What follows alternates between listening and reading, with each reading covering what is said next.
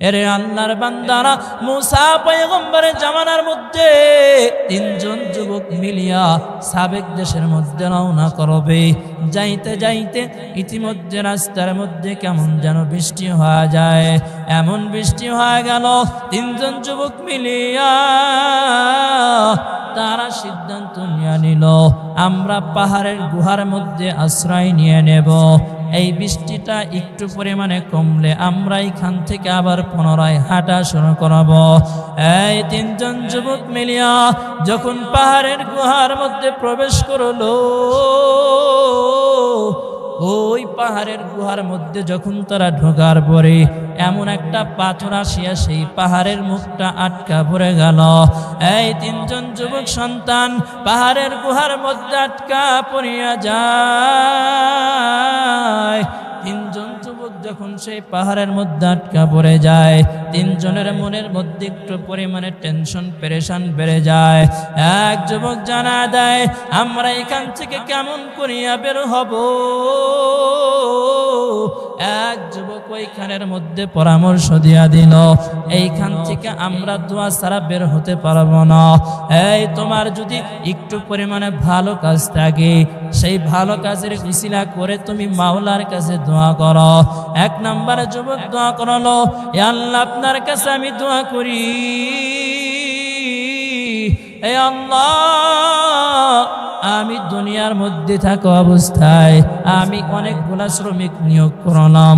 অনেকগুলা শ্রমিক নিয়োগ করার পর প্রত্যেকটা শ্রমিক কাজ শেষ করিয়া আমার কাছ থেকে অর্থ সম্পদ মজুরি নিয়ে যায়, কিন্তু একজন শ্রমিক আমার কাছ থেকে কোনো টাকা নেয় না, পয়সা নেয় না। সে রাগ করিয়া আমার কাছ থেকে চলিয়া যায়।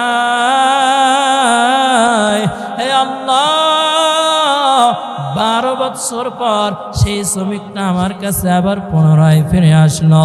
আমার কাছে সেই দিনের মজুরিটা আমার কাছে পুনরায় চায়। হে আল্লাহ, আমি এই 12 বছর ওই উনার মজুরি দিয়া দিয়া আমি আমার ব্যবসার মধ্যে খাটাইছিলাম। এই আল্লাহ, উনার সেই টাকার মাধ্যমে আজকে বিশাল বড় একটা বকরির খামার হয়েছে। এই আল্লাহ, ওই ব্যক্তিটাকে আজকে আমি সেই খামারটা তাকে দিয়েছিলাম তার টাকার বিনিময়। এই আল্লাহ, ওই দিনের আমল যদি আপনার কাছে পছন্দনীয় হয়, এ আল্লাহ ওই আমলের উসিলা করিয়া আজকে পাথরটা সরায় দেন। আল্লাহর নবী বলে পাথরটা একটু পরিমাণে সরে গেল। এইবার 2 নাম্বার যুবক আল্লাহর কাছে দোয়া করতে লাগলেন, হে আল্লাহ, হে দয়ার মালিক, হে আল্লাহ, দুনিয়ার মধ্যে আমার বিদ্যা মা বাবা জমিনের মধ্যে বেঁচে রয়েছে। ই আল্লাহ, আমার একটা গাভী রয়েছে, যে গাভী আমি দুধ দহন করি, আমি আমার সবার আগে মা বাবাকে খাওয়াই, পান করাই। হে আল্লাহ, আমি একদিন শহরের মধ্যে গিয়েছিলাম, আমি শহর থেকে ফেরার পথে একটু পরিমাণে দেরি হয়ে যায়। আমি বাড়িতে আসার পরে দেখি আমার মা ঘুমের ঘরে গিয়েছে। হে আল্লাহ, আমি দুধ দহন করিয়া সারাটা রাত্রি ভর আমি আমার মায়ের পাশে দাঁড়িয়েছিলাম। আমার মা যখন জাগনা পায়, আমি তখন মায়ের হাতের মধ্যে পেয়ালাটা তুলে দিয়েছিলাম। হে আল্লাহ, ওই দিনের আমল যদি আপনার কাছে পছন্দনীয় হয়, হে আল্লাহ, ওই দিনের আমলের উসিলা করিয়া আজকে আপনি পাথরটা সরায়া দেন। আল্লাহর নবী বলে পাথরটা আরো একটু পরিমাণে সরে গেল। এইবার 3 নাম্বার যুবক আল্লাহর কাছে দোয়া করে আর জানায়, হে আল্লাহ, আমি আপনার কাছে আবদার জানাই, হে আল্লাহ, দুনিয়ার মধ্যে আমার একটা যুবতী বোন ছিল, আমার চাচাতো বোন দুনিয়ার মধ্যে অনেক পরিমাণে সুন্দরী রূপসী ছিল।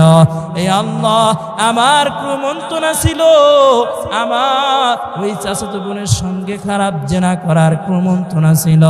এই আল্লাহ, আমি কখনো জেনা করতে পারি নাই।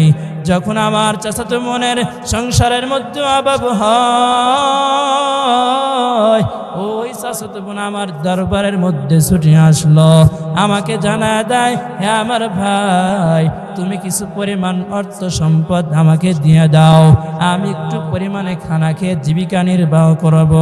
এ আল্লাহ, ওই সময় আমি আমার বোনকে প্রস্তাব প্রেরণ করলাম, হে বোন আমার, আমি তোমাকে 100 দেনমোহর দেব, কোনো সমস্যা নাই, অসুবিধা নাই, তবে হ্যাঁ, তুমি আমার সঙ্গে জিনাহের কাজের মধ্যে লিপ্ত হওয়া লাগবে। আমার বোন রাজি হওয়া যায়, আমরা একটা রুমের মধ্যে যাই। ওই সময় আমার বোন আমাকে ডাক দিয়া বলে, ইত্তাকুল্লাহ, আল্লাহর ভয় করো। ওই সময় আমি আপনার ভয় অন্তরের মধ্যে আনিয়া আমি সেই জেনা করি নাই। এ আল্লাহ, ওই দিনের আমল যদি আপনার কাছে পছন্দনীয় হয়, ওই আমলের উসিলা করিয়া আজকে আপনি পাথরটা সরায়া দেন। আল্লাহ তাআলা সঙ্গে সঙ্গে পরিপূর্ণ পাথরটা সরায়া দেয়। সুবহানাল্লাহ। কাদের কুদরত দারি বরকামান, আন্তা রব্বি আন্তা হাসবি জুল জালাল, তুহি কাদের জলিলুল্লাহ জাহাদা, বহর হারে তুহি মেরা নিগহাদা। এরে আল্লাহর বান্দারা, আল্লাহ তাআলার কাছে উসিলার মাধ্যমে দোয়া করো। আল্লাহ তাআলার কাছে তুমি কোনো কিছু উসিলা দিয়ে দিয়ে আবদার জানাও। হে আল্লাহ, হে দয়ার মালিক, আমি জানি আমার মতো গুনাহগার জালিম বান্দা দুনিয়ার মধ্যে আর একটা কেউ হতে পারে না। এ আল্লাহ, আমি জানি আমার মতো গুনাহগার আর কেউ হতে পারে না। এ আল্লাহ, আমি এমন কোনো গুনাহ নাই করি নাই। এ আল্লাহ, আমি এমন কোনো খারাপ কাজ নাই করি নাই। তওবার মতো যদি আমি আপনি মাওলার দরবারে তওবা করতে পারি, আল্লাহ তাআলা অবশ্যই দোয়া কবুল করে নেবেন, ঠিক কি না? কিন্তু আমরা দোয়া করতে জানি না, চাওয়াও তো জানি না। 5 ওয়াক্ত নামাজ পড়লাম, নামাজ পড়ার পরে মাওলার দরবারে দোয়া করব, ইয়া আল্লাহ, আমি যে নামাজ আদায় করলাম, ইয়া আল্লাহ, এই নামাজের উসিলা করিয়া তুমি আমাকে সারা জিন্দেগীর সমস্ত গুনাহ খাতাগুলি মাফ করিয়া দাও। ইয়া রব্বুল আলামিন, আমার জীবনে একটা ভালো কাজের উসিলা করিয়া তুমি আমার সারা জিন্দেগীর সমস্ত গুনাহ খাতাগুলি মাফ করিয়া দাও। কিন্তু আমরা কখনো এটা বলি না। এরে আল্লাহর বান্দারা, যারা যুবক ভাইয়েরা রয়েছেন, ভালো করে শুনবেন, ভালো করে শুনিয়া নেন। আমার আপনার বয়সের তুলনায় কিন্তু গুনার পরিমাণটা বেশি হয়েছে। পাহাড় পরিমাণ গুনাহ করে ফেলেছি, এমন কোনো গুনাহ নাই করি নাই। গুনাহের কারণে আমার হাত নাপাক হয়ে গেল, গুনাহের কারণে আমার মুখের জবানটা পর্যন্ত নাপাক হয়ে গেল, গুনাহের কারণে আমার চক্ষু দুইটা পর্যন্ত নাপাক হয়ে গেল। এরে আল্লাহর বান্দারা, মাওলার কাছে তওবা করো। এক যুবক আল্লাহ তাআলার নবীর কাছে যখন চলে যায়, বিশ্ব নবী, দয়ার নবী, মায়ের নবী হযরত মুহাম্মদ সাল্লাল্লাহু আলাইহি ওয়াসাল্লামের দরবারের মধ্যে চলে যায়। যুবক আল্লাহর নবীর কাছে যায়, আল্লাহর নবীকে বারবার ডাকি আর জানা দেয়, ওগো আল্লাহর নবী, ভালো করে শুনিয়া নেন, আমি যুবকের মতো গুনাহগার দুনিয়ার মধ্যে আর কেউ হতে পারে না। আমার মতো খারাপ বান্দা দুনিয়ার মধ্যে আর কেউ হতে পারে না। আল্লাহর নবী জানা দেয়, হে যুবক, তুমি কেন কান্না করো?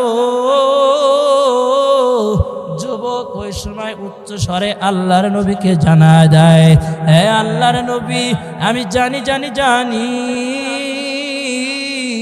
আমার মতো গুনাহগার এই দুনিয়ার মধ্যে আর একটা কেউ হতে পারে না।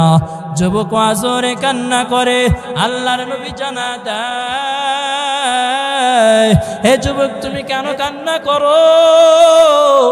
যুবক ওই সময় আল্লাহর নবীকে জানা দেয়, হে নবী আমার, আমার গুনাহ এতটাই বড়।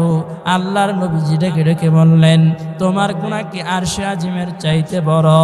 যুবক কান্না করে আর বলে, হ্যাঁ হ্যাঁ, আমার গুনাহ আরশে আজিমের চাইতে বড়। আল্লাহর নবী বলে, তোমার গুনাহটা কি জমিনের চাইতে বড়? যুবক বলে, হ্যাঁ হ্যাঁ, আমার গুনাহটা জমিনের চাইতে বড়। আল্লাহর নবী জানায় দেয়, তুমি কি কাবিরা গুনাহ করেছো? যুবক বলে, না না না, আমি কাবিরা গুনাহ করি নাই। আল্লাহর নবী বলে, তুমি কি কুফরি গুনাহ করেছো? বলে, না না, আমি কুফরি গুনাহ করি নাই। আল্লাহর নবী বলে, তুমি কি শিরক পর্যন্ত গুনাহ করে ফেলেছো? যুবক বলে, না না, হে নবী শুনিয়া নেন, আমার দুনিয়ার মধ্যে পেশা হলো কাফন চুরি করা।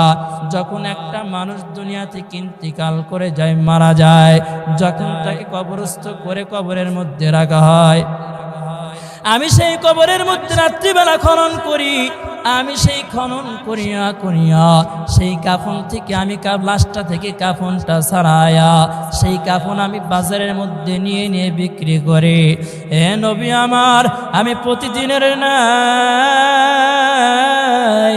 আজও যখন রাত্রেবেলা আমি সেই কাফন চুরির পেশার মধ্যে চলে গেলাম, আমি রাত্রেবেলা যখন একটা কবর খনন করা শুরু করলাম, এমত অবস্থার মধ্যে প্রতিদিনের নাই আজও আমি সেই মাইয়ার থেকে লাশ থেকে কাফন সারাইয়া সারাইয়া একটা জায়গায় রেখে দিলাম।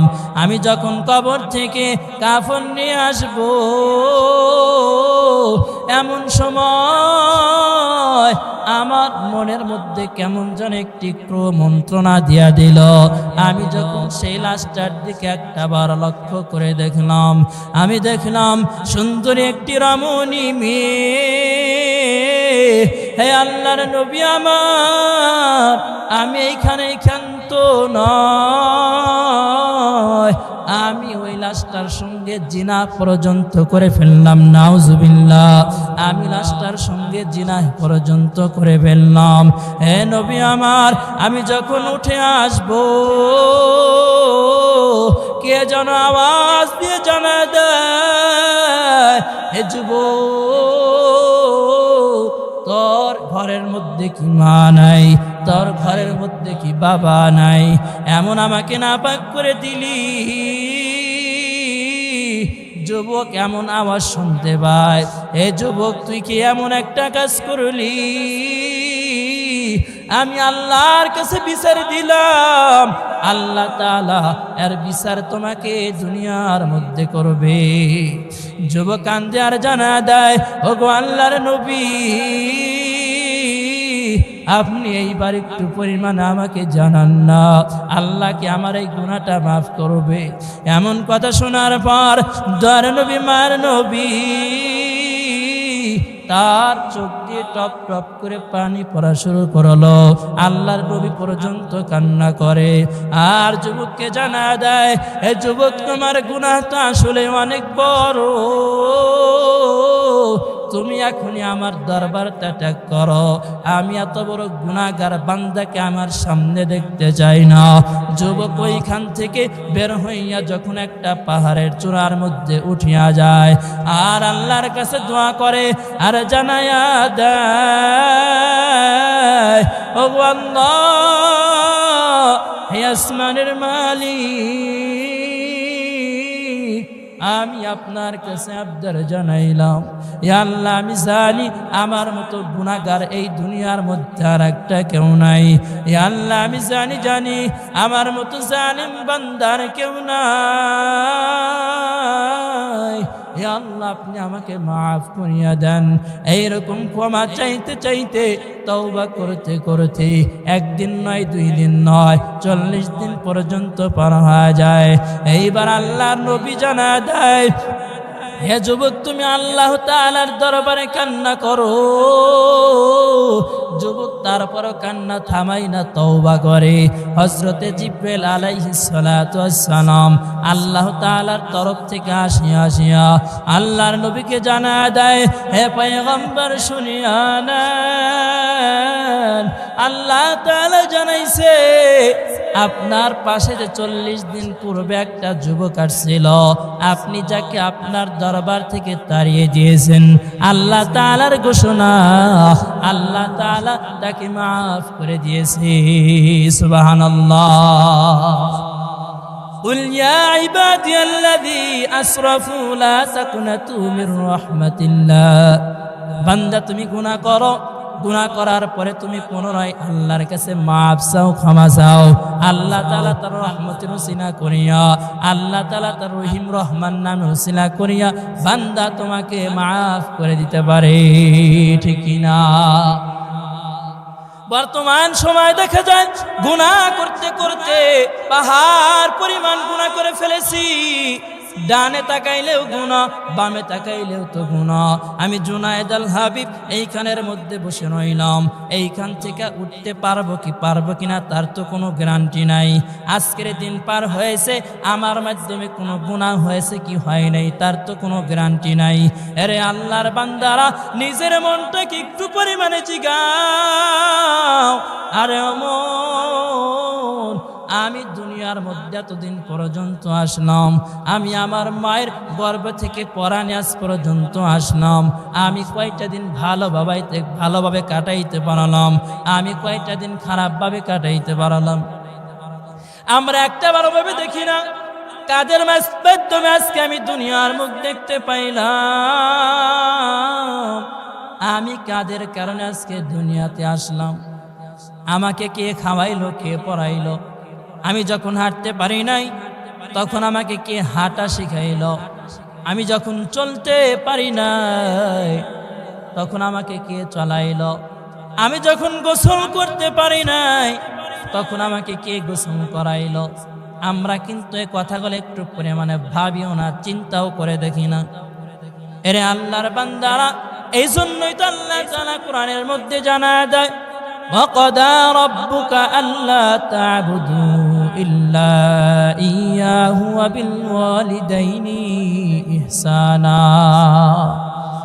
হে আমার বান্দারা, দুনিয়ার মধ্যে এক নম্বরে আমার হুকুম মানো, আমার হুকুম আহকামগুলা মেনে মেনে তোমরা দুনিয়ার মধ্যে চলাফেরা জীবিকা নির্বাহ করো। তারপরে তোমরা তোমাদের মা বাবার প্রতি ইহসান করো, দয়া করো। কিন্তু বর্তমান সময় এমন একটা পরিস্থিতি হয়ে গেল, মাকে মোহাব্বত করে না, বাবাকে মোহাব্বত করে না, মাকে ভালোবাসে না, বাবাকেও মোহাব্বত করে না, ভালোবাসে না, এমন সন্তান আছে না নাই? এমন সন্তানের আর তো কোনো অভাব নাই। সন্তানটাকে আর বলে, হে আমার আব্বা জান, আপনার মতো আব্বা এখন বাড়ির মধ্যে না থাকলেও চলবে, বলে কি বলে না? সন্তান বলে, তোমার মতো আম্মা এখন আর আমার প্রয়োজন নাই, তোমার মতো মা না থাকলে এখন আমার চলবে। কিন্তু এই সন্তান একটাবারও ভাবলো না, আমি যখন ঠিক মতো খানা খাইতে পারি নাই আমাকে কে খানা খাওয়াইতো, আমি যখন ঠিক মতো চলাফেরা করতে পারি নাই আমাকে তখন কে চলাফেরা করাইতো, আজকে আমি কেমন হয়ে গেলাম। আরে আল্লাহর বান্দারা, কথাগুলি ভালো করে শুনবে। যেই সন্তান মায়ের মনে একটিবার কষ্ট দেবে, আল্লাহ তাআলা বলে আমার আরশ আজিম পর্যন্ত কেঁপে যায়। কিন্তু আমরা প্রতিনিয়ত ওই মায়ের মনটার মধ্যেই তো কষ্ট দেয়া দেই। আল্লাহ তাআলা বলে, যেই বান্দা আমি আল্লাহকে কষ্ট দেয়, ওই বান্দা কোনোদিন দুনিয়ার মধ্যে সুখ পাবে না, আবার পরকাল আখিরাতের জগতেও বান্দা কোনোদিন সুখ হবে না। কিন্তু না, আমরা দুনিয়ার মধ্যে আসার পরে এমন বিভ্র হয়ে গেলাম, আমরা নামাজ আদায় করি না, আবার মা বাবার খেদমত পর্যন্ত করি না। হাদিসের লেখক লেখেন, মুসা পয়গম্বরের জামানার মধ্যে এক আল্লাহর বান্দা ছিল, যিনি মায়ের কথা শোনেন নাই। মায়ের কথা না শোনার কারণে আল্লাহ তাআলা তাকে কি পর্যন্ত নিয়ে গেল। এরে আল্লাহর বান্দারা, কথাগুলি ভালো করে শুনে নেন। নাম ছিল স্যার জুনাইস, তিনি ছিল আল্লাহর ওলি। এমন কোনো আমল নাই করে না, এমন কোনো ভালো কাজ নাই করে না। এই জুনাইস আল্লাহর বান্দা রাত্রিবেলা যখন তাহাজ্জুদ নামাজের মধ্যে মশগুল হয়ে গেল, সকাল হয়ে যায়, যখন তার আম্মাজান জুরাইসের দরবারের মধ্যে আসে আর জুরাইসকে জানা দেয়, হে আমার সন্তান জুরাইস, আমি তোমার মা তোমার দরবারের মধ্যে হাজির হয়ে গেলাম। হে আমার সন্তান, তুমি আমার ডাকে সাড়া দাও না। জুরাইস তখন নফল নামাজ পড়ে আর মনে মনে চিন্তা করে, এখন আমি আমার মায়ের ডাকে সাড়া দেব নাকি আমি নামাজটা চালিয়ে যাব। এমত অবস্থার মধ্যে জুরাইস মায়ের ডাকে সাড়া দেয় না। জুরাইস নফল নামাজ চালিয়ে গেল। নফল নামাজ পড়তে পড়তে এইবার মা যখন ফিরে যায়, দ্বিতীয় দিন আবার মা হাজির হয়। দ্বিতীয় দিন জুরাইস একই অবস্থায় নফল নামাজ পড়া অবস্থায়, ওই দিন মায়ের ডাকে কোনো সাড়া দেয় না। তৃতীয় দিনের মাথায় জুরাইস আবারও হাজির হয়ে গেল, কিন্তু মা ওই দিনে কোনো সাড়া দিল না। এইবার মা বদদুয়া করে আর জানায়, হে আল্লাহ, আমি আপনার কাছে দোয়া করলাম, আমার জুরাইসের খারাপ মেয়ের দান্দায় না ফালায়া জুরাইসকে মৃত্যু দিন না। নাউজুবিল্লাহ। মায়ের না না, আমি তো কখনো কোনো খারাপ কাজ করি নাই, কেমন করে সন্তান আমার হবে? আল্লাহর বান্দি প্রত্যেকটা মানুষের ঘরে ঘরে বলে বেড়ায়, জুরাইস আমার সঙ্গে জিনাহের কাজের মধ্যে লিপ্ত হয়েছিল, এইটা জুরাইসের সন্তান। লোকেরা বলে জুরাইস এত আল্লাহওয়ালা, এখন এমন একটা খারাপ কাজ করতে পারলো। সকলেই জুরাইসকে লানত দিয়ে থাকে, নিন্দানো করা শুরু করলো। এমত অবস্থার মধ্যে বিচার যখন বসে শুরু হয়ে যায়, বিচার বসে গেল। জুরাইস আল্লাহর বান্দা, মাজলুম বান্দা, আল্লাহ তাআলার দরবারে দুইখানা হাত উত্তোলন করে দোয়া করলেন, হে আল্লাহ, হে দরমালিক, আমি আপনার কাছে আবদার জানাইলাম, হে আল্লাহ, আপনি দুনিয়ার মধ্যে আপনি ছাড়া আমার আর কেউ নাই। হে আল্লাহ, আমি কখনো জিনা কাজ করি না। হে আল্লাহ, আপনি দয়া করে মায়া করিয়া এই গুনাহের হাত থেকে আমাকে রক্ষা করেন, মান সম্মান বাঁচিয়ে দেন। আল্লাহ তাআলার কি কুদরত! ওই মাসুম সন্তান বলে, আমার বাবা জুরাইস নয়, আমার বাবা হলো অমুক রাখাল। সুবহানাল্লাহ। আল্লাহ পারে কি পারে না? আল্লাহ মায়ের দোয়ার কারণে সন্তানকে আল্লাহ তাআলা ওই পরিমাণে কবুল করেছিলেন। আবার মায়ের দোয়ার কারণে আল্লাহ তাআলা উচ্চ মাকাম পর্যন্ত পৌঁছে দিতে পারে। এরে আল্লাহর বান্দিরা, কথাগুলি ভালো করে শুনে নেবেন, ভালো করে শুনে নেন। পর্দার আলারের মা ও বোনেরা, কথাগুলি ভালো করে শুনবেন, ভালো করে শুনবেন। যারা মাকে মহব্বত করতে চায় না, মাকে ভালোবাসতে চায় না, তারা কোনোদিন জান্নাতের মধ্যে যাইতেও পারবে না। দুনিয়ার মধ্যে আমি আমার মাকে মহব্বত করি নাই, আমি আমার বাবাকে পর্যন্ত মহব্বত করলাম না, অথচ মনের মধ্যে চিন্তা আমি বড় জান্নাত পাবো, পশ্চিমকালেও জান্নাতে যাওয়া সম্ভব নয়।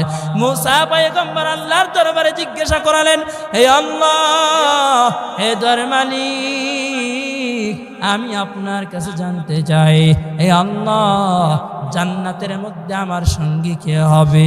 আল্লাহ তাআলা জানা দেয়, অমুক বাজারের এক কসাই। মুসা পয়গম্বর হতভম্ব হয়ে গেলেন, হে আল্লাহ, আমি তোমার নবী, আর আমার সঙ্গে জান্নাতের মধ্যে সঙ্গী হবে একজন কসাই। আল্লাহ তাআলা বলল, হা হা, তোমার সাথে জান্নাতের মধ্যে একজন কসাই বসবাস করবে। আল্লাহর কাছে জানতে চাই, হে আল্লাহ, আমি আপনার কাছে জানতে চাই, কসাই কোন জায়গার মধ্যে দুনিয়াতে অবস্থান করে? আল্লাহ তাআলা জানা দেয়, অমুক বাজারের মধ্যে কসাই অবস্থান করে। মুসা পয়গম্বর সেই বাজারের মধ্যে যখন রওনা করল, কসাইয়ের কাছে যাওয়ার পরে জানা দেয়, হে কসাই, তুমি কি কোথায় আছো? তোমার ব্যবসাটা কি তুমি একটু পরিমাণে জানাও না? কসাই বলে, আমি মাংস বিক্রি করি, মাংস বিক্রি করে। মুসা পয়গম্বর তারা ব্যবসার দৃশ্যটা দেখতে লাগলেন। রাখবেন। একটু পরিমাণে ভালো মাংস যখন বের হয়ে যায় কষা একটা সাইড করে রাখে, আবার যখন বেচা শুরু করে দেয়, আবার যখন একটু পরিমাণে ভালো মাংস বের হয় কষার একটা জায়গায় রেখে দেয়। এইরকম চলতে চলতে কষায় যখন তারা পরিপূর্ণ মাংসটা বিক্রি করে ফেললেন, এমত অবস্থার মধ্যে কষায় যখন সেই একটু পরিমাণে মাংস হাতের মধ্যে নিয়ে বাড়ির উদ্দেশ্যে রওনা করলেন। মুসা পয়গম্বর জানা দেয়, হে কসাই ভাই আমার, আমি আপনার বাড়ির একদিনের মেহমান হতে যাই। কসাই জানা দেয়, আজকে কি আপনি আমার বাড়ির মেহমান হবেন? বলে হা হা। মুসা পয়গম্বরকে কসাই তার সঙ্গে বাড়ির মধ্যে নিয়ে যায়। বাড়িতে যাওয়ার পর মুসা পয়গম্বর তাকায় দেখে তার আম্মা জান ঘরের মধ্যে শোয়া, অসুস্থ মা ঘরের মধ্যে শোয়া। কসাই আল্লাহর বান্দা মাংস সুন্দর করে রান্না করিয়া, সুন্দর করে মাংস নরম করিয়া মায়ের মুখের মধ্যে লোকমা দিয়ার খাওয়ায়। আর মা খানা শেষ করিয়া আল্লাহর কাছে দোয়া করে আর আবদার জানায়, হে আল্লাহ, হে দরমালি, আমি আপনার কাছে দোয়া করলাম, আমি মা হইয়া সন্তানের জন্য দোয়া করি, হে আল্লাহ, আমার সন্তানটাকে তুমি জামানার নবী মুসার সঙ্গে জান্নাতের মধ্যে স্থান দিও। সুবহানাল্লাহ। আতিনা ফি দারে দুনিয়া না হাসানাতিনা ফি দারে উকবানা হাসান ইয়া গিয়াসান মুস্তাগীসিন اهدنا لافتخارا بالعلوم والغنى।